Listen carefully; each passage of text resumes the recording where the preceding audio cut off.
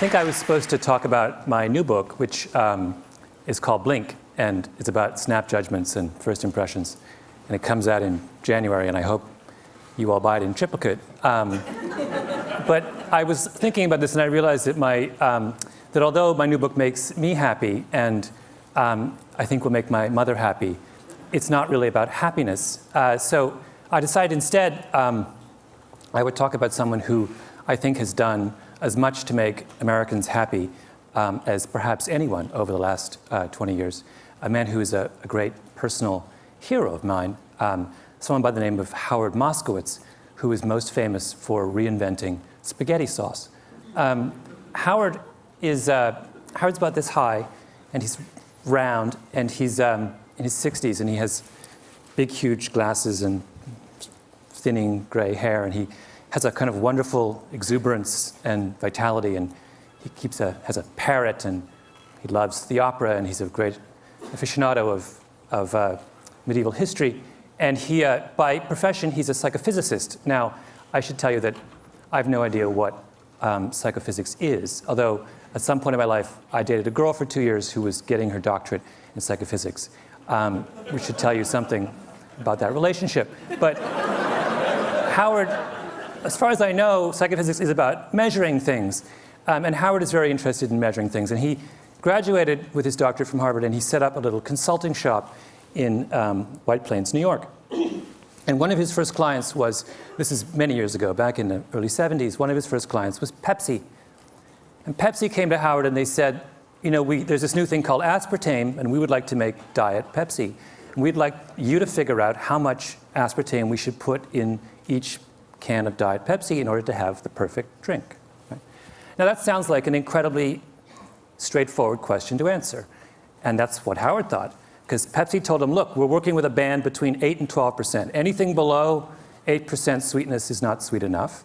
Anything above 12% sweetness is too sweet. We want to know what's the sweet spot between 8 and 12. Now, if I gave you this problem to do, you would all say, it's very simple. What we do is we make up a big experimental batch of Pepsi at every degree of sweetness, 8%, 8.1, 8.2, 8.3, all the way up to 12. And we try this out with thousands of people, and we plot the results on a curve, and we take the most popular concentration, right? Really simple. Howard does the experiment, and he gets the data back, and he plots it on a curve, and all of a sudden he realizes it's not a nice bell curve. In fact, the data doesn't make any sense. It's a mess. It's all over the place, right? Now, most people in that business, in the world of testing food and such, are not dismayed when the data comes back a mess. They think, well, you know, figuring out what people think about cola is not that easy. You know, maybe we made an error somewhere along the way. You know, let's just make an educated guess, and they simply point and they go for 10%, right in the middle. Howard is not so easily placated. Howard is a man of a certain degree of intellectual standards, and this was not good enough for him. And this question bedeviled him for years. And he would think it through and say, what was wrong? Why could we not make sense of this experiment with Diet Pepsi? And one day he was sitting in a diner in White Plains about to go, trying to dream up some work for Nescafe. And suddenly, like a bolt of lightning, the answer came to him. And that is that when they analyzed the Diet Pepsi data, they were asking the wrong question. They were looking for the perfect Pepsi, and they should have been looking for the perfect Pepsis. Trust me, this was an enormous revelation. This was one of the most brilliant breakthroughs in all of food science. And Howard immediately went on the road, and he would go to conferences around the country, and he would stand up and he would say, you have been looking for the perfect Pepsi. You're wrong. You should be looking for the perfect Pepsis. And people would look at him with a blank look, and they would say, what are you talking about? It's craziness. And they would say, you know, move, next. He tried to get business, nobody would hire him. He was obsessed, though, and he talked about it and talked about it and talked about it. Howard loves the Yiddish expression, to a worm in horseradish, the world is horseradish. This was his horseradish. He was obsessed with it. And finally, he had a breakthrough. Vlasic pickles came to him. And they said, Mr. Moskowitz, Dr. Moskowitz, we want to make the perfect pickle. And he said, there is no perfect pickle. There are only perfect pickles. And he came back to them and he said, you don't just need to improve your regular. You need to create zesty. And that's where we got zesty pickles. Then the next person came to him, and that was Campbell's soup. And this was even more important. In fact, Campbell's soup is where Howard made his reputation. Campbell's made Prego, and Prego in the early 80s was struggling next to ragu, which was the dominant spaghetti sauce of the 70s and 80s. Now, in the industry, I don't know whether you care about this or how much time I have to go into this, but it was, technically speaking, this is an aside, Prego is a better tomato sauce than ragu. The quality of the tomato paste is much better. The spice mix is far superior. It adheres to the pasta in a much more pleasing way. In fact, they would do the famous bowl test back in the 70s with ragu and Prego. You'd have a plate of spaghetti and you would pour it on, right? And the ragu would all go to the bottom and the Prego would sit on top. That's called adherence. And anyway, despite the fact that they were far superior in adherence and the quality of their tomato paste, Prego was struggling. So they came to Howard and they said, fix us. And Howard looked at their product line and he said, what you have is a dead potatoes society, a dead tomatoes society. So he said, this is what I want to do. And he got together with the Campbell's Soup Kitchen and he made 45 varieties of spaghetti sauce. And he varied them according to every conceivable way that you can vary tomato sauce.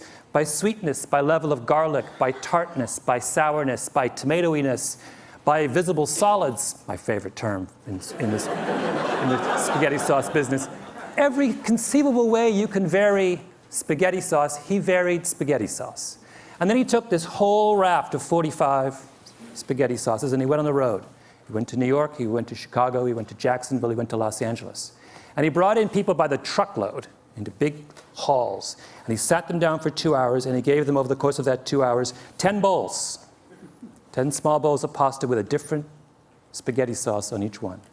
And after they ate each bowl, they had to rate from 0 to 100 how good they thought the spaghetti sauce was. And at the end of that process, after doing it for months and months, he had a mountain of data about how the American people feel about spaghetti sauce.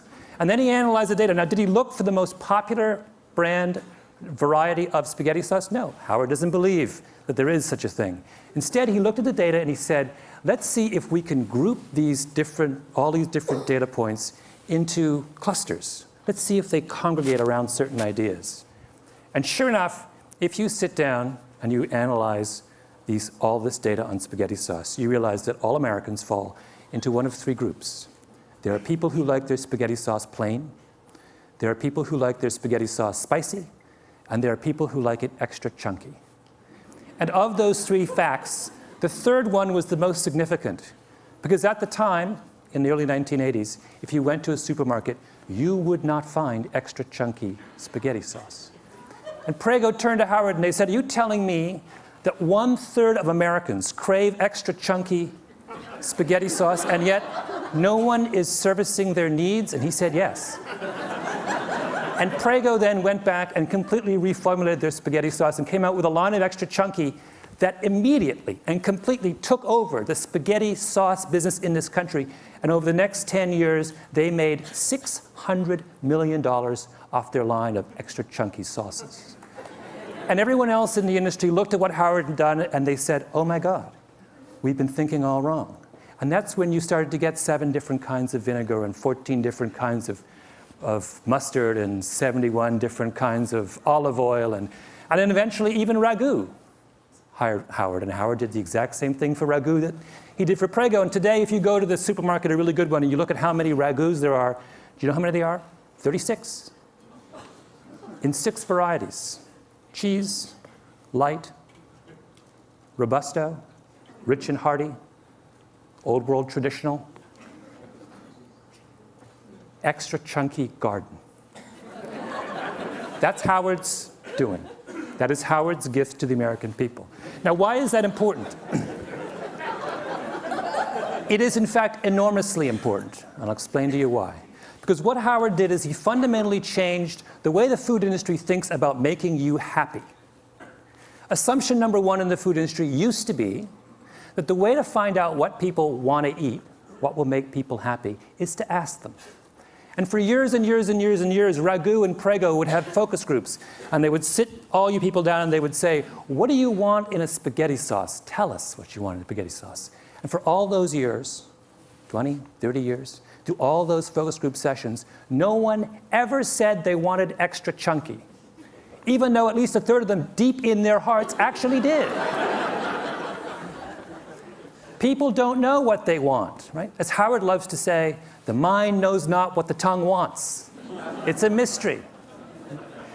A critically important step in understanding our own desires and tastes is to realize that we cannot always explain what we want deep down. If I asked all of you, for example, in this room, what you want in a coffee, you know what you'd say? Every one of you would say, I want a dark, rich, hearty roast. So people always say when you ask them what they want in a coffee, what do you like? Dark, rich, hearty roast.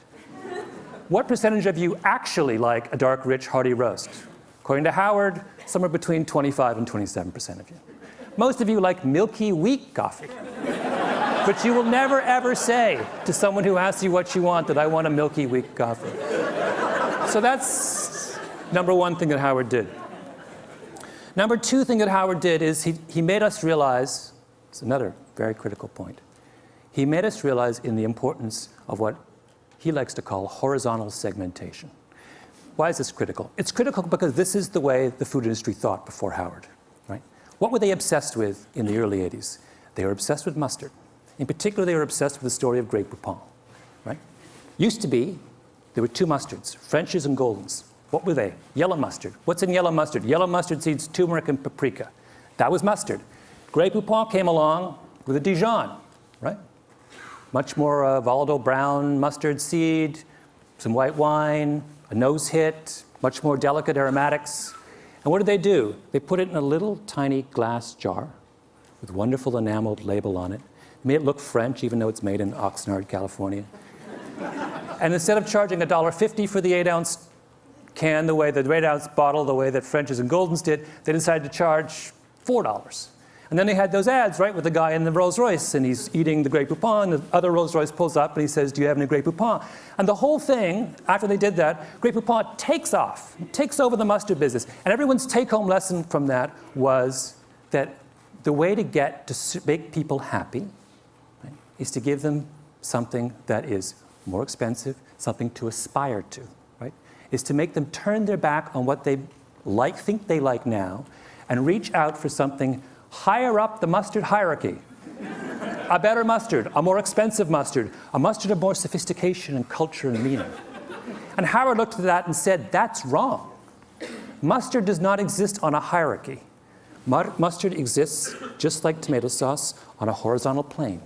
There is no good mustard or bad mustard. There is no perfect mustard or imperfect mustard. There are only different kinds of mustards that suit different kinds of people. He fundamentally democratized the way we think about taste. And for that as well, we owe Howard Moskowitz a huge vote of thanks. Third thing that Howard did, and perhaps the most important, is Howard confronted the notion of the Platonic dish. What do I mean by that? For the longest time in the food industry, there was a sense that there was one way, a perfect way, to make a dish. You go to Chez Panisse, they give you the red tail sashimi with roasted pumpkin seeds in a something reduction. They don't give you 5 options on the reduction, right? They don't say, do you want the extra chunky reduction or do you want the... No, you just get the reduction. Why? Because the chef at Chez Panisse has a Platonic notion about red tail sashimi. This is the way it ought to be. And when that, and she serves it that way time and time again, and if you quarrel with her, she will say, you know what? You're wrong. This is the best way it ought to be in this restaurant. Now that same idea fueled the commercial food industry as well. They had a notion, a Platonic notion of what tomato sauce was. And where did that come from? It came from Italy. Italian tomato sauce is what? It's blended, it's thin. The culture of tomato sauce was thin. When we talked about authentic tomato sauce in the 1970s, we talked about Italian tomato sauce. We talked about the earliest ragouts, which had no visible solids, right? Which were thin, you just put a little bit over and it sunk down to the bottom of the pasta. That's what it was. And why were we attached to that? Because we thought that what it took to make people happy was to provide them with the most culturally authentic tomato sauce, A, B. And B, we thought that if we gave them the culturally authentic tomato sauce, then they would embrace it. And that's what would please the maximum number of people. And the reason we thought that, in other words, people in the cooking world were looking for cooking universals. They were looking for one way to treat all of us. And it's, good reason for them to be obsessed with the idea of universals, because all of science, through the 19th century and much of the 20th, was obsessed with universals.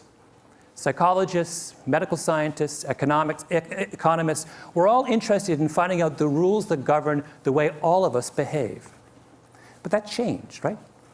What is the great revolution in science of the last 10, 15 years? It is the movement from the search for universals to the understanding of variability.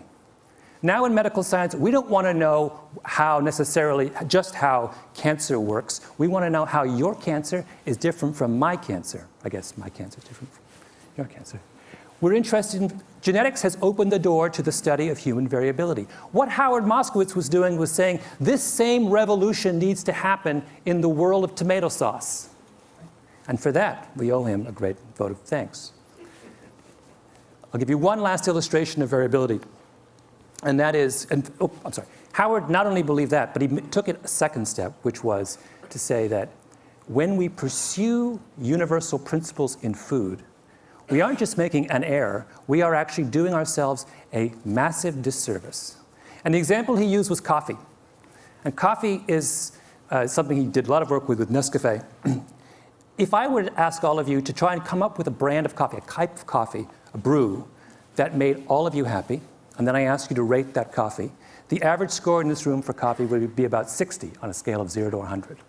If, however, you allowed me to break you into coffee clusters, maybe 3 or 4 coffee clusters, and I could make coffee just for for each of those individual clusters, your scores would go from 60 to 75 or 78. The difference between coffee at 60 and coffee at 78 is a difference between coffee that makes you wince and coffee that makes you deliriously happy. That is the final and I think most beautiful lesson of Howard Moskowitz, that in embracing the diversity of human beings, we will find a sure way to true happiness. Thank you.